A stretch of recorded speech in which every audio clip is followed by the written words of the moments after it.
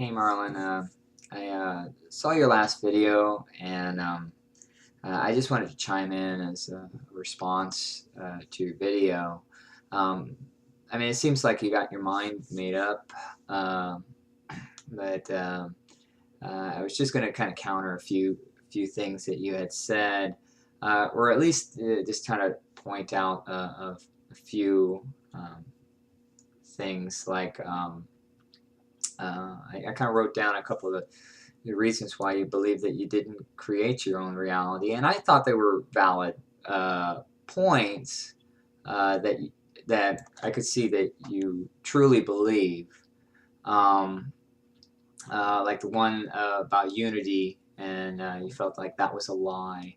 And I'm not really going to cover that too much. I would suggest taking a look at Thomas Campbell, his My Big Toe series. He goes over that in a real scientific way, and he kind of explains all of that, but it's really detailed. But I imagine if you read all those Seth books, that's probably not a big issue for you.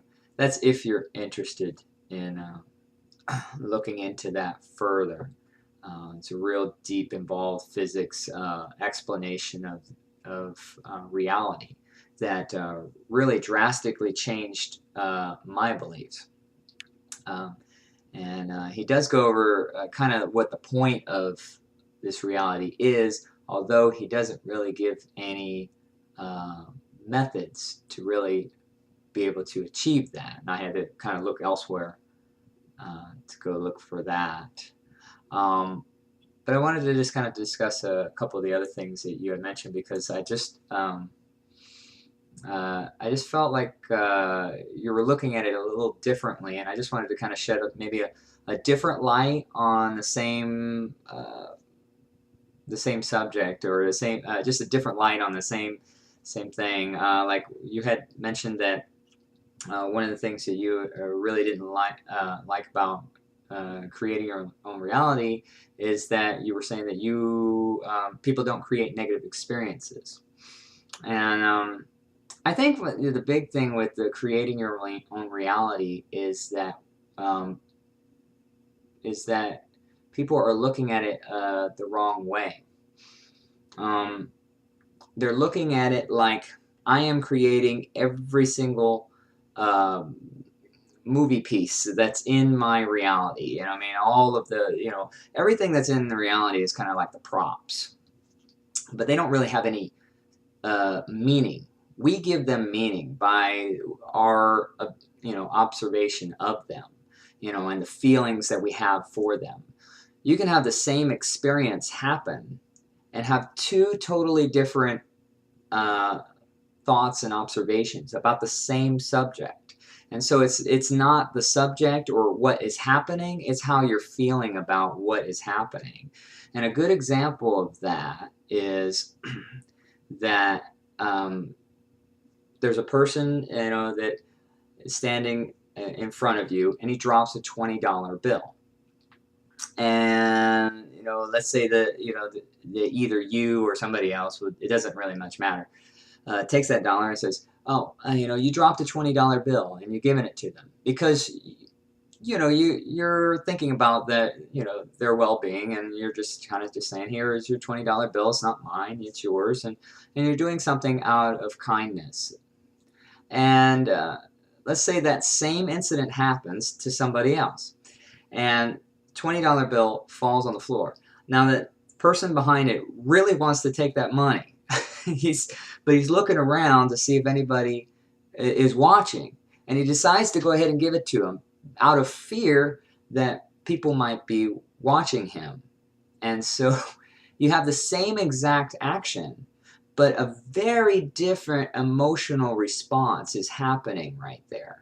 And it is from a growth of consciousness level that's happening with these but it's the same exact situation. Same thing happened, but from an inner standpoint, there's very different things that are happening.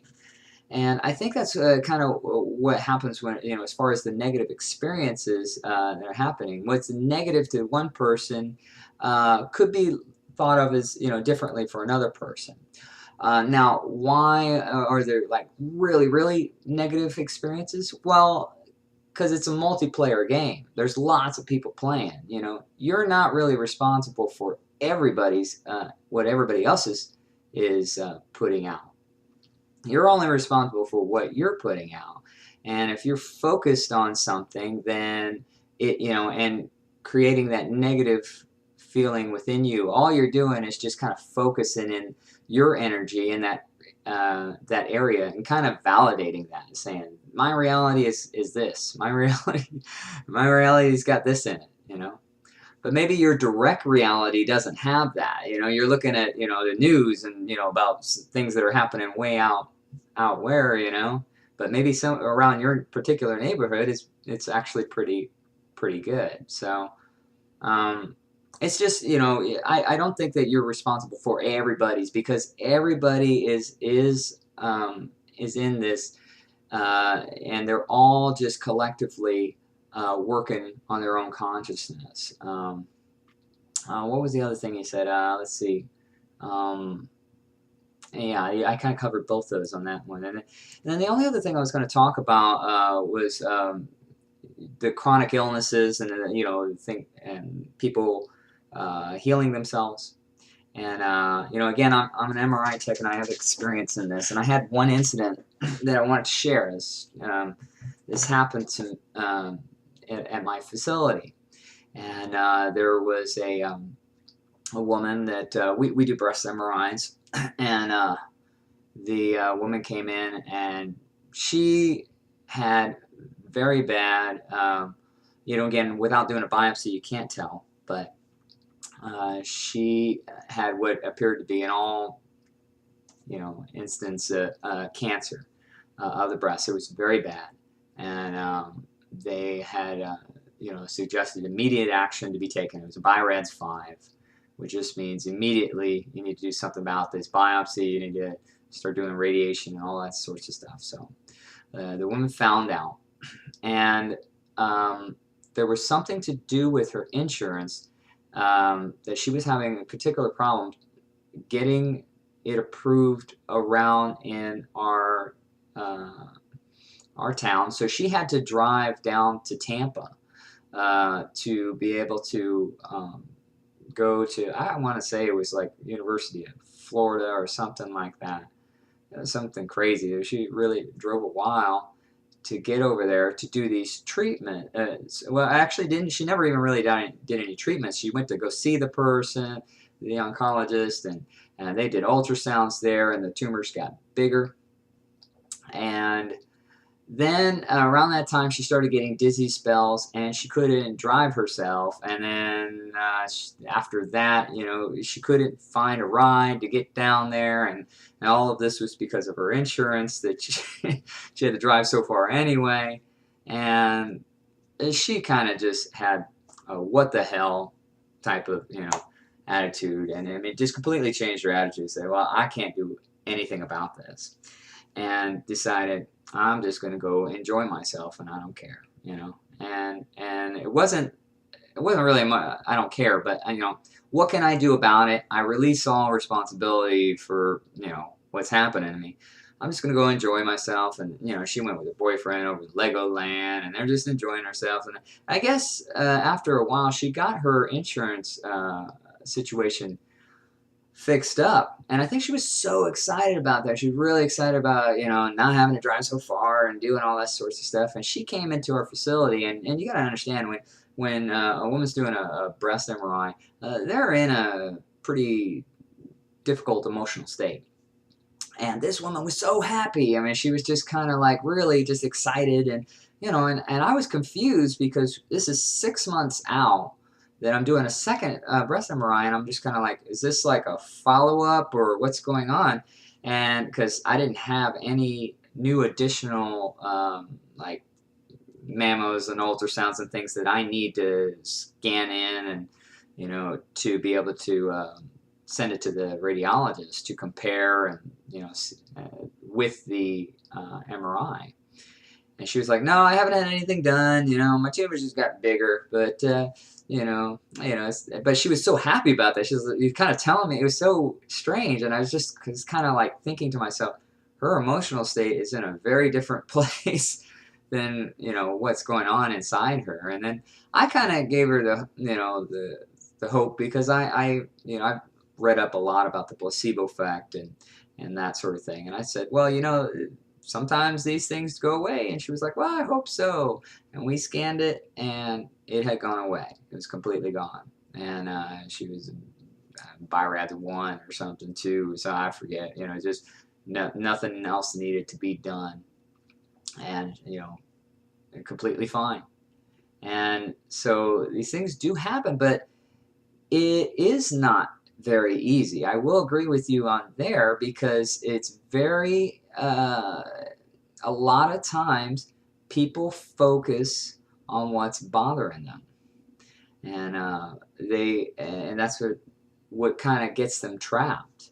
Now, if you cut your finger, you have no beliefs or thoughts that won't get better. You just, it doesn't mean that it doesn't hurt, but you don't focus on that. I also had experience of this when I was younger, and also more recently. But the one when I was younger, I broke my arm when I was like about 5 years old, 4 years old, and I wanted to be an acrobat, and I jumped, and I landed on the right arm and broke my arm. And after I broke my arm, I ran up to my mom, and I was crying, and I was just kind of saying, I was going to tell her that I hurt my arm, and I know I broke it. But she was, my brother had to be a year and a half, going on 2 or something at the time. And my mom must have had her hands full. I didn't know that at the time. I just know my mom was a Puerto Rican woman. You just didn't mess with her too much, And she just kind of like, stop playing with like that. And just kind of sent me back outside, And I was like, oh, okay, so I won't, And it was a couple days later, probably about a week later or so. I just didn't complain about it.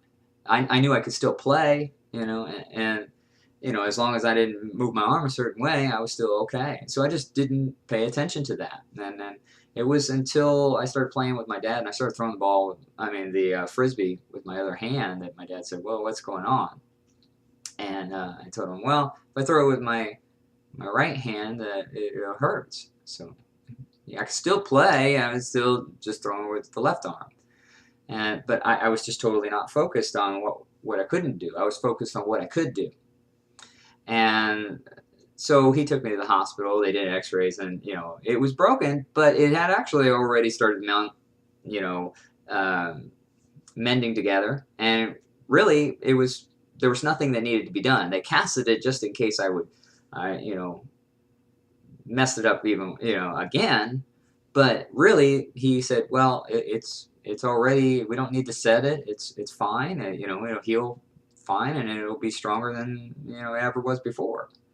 So but not everybody, as you get older, if you broke your arm, I probably would be in a different emotional state. I wouldn't just kind of say, oh well, I got another arm, I'll be fine. A lot of times you kind of start complaining about what you can't do. Oh, I can't do this, and I can't do that, and I didn't do this. And that starts with a negative attitude that develops there. And so all you're doing is just affirming for yourself.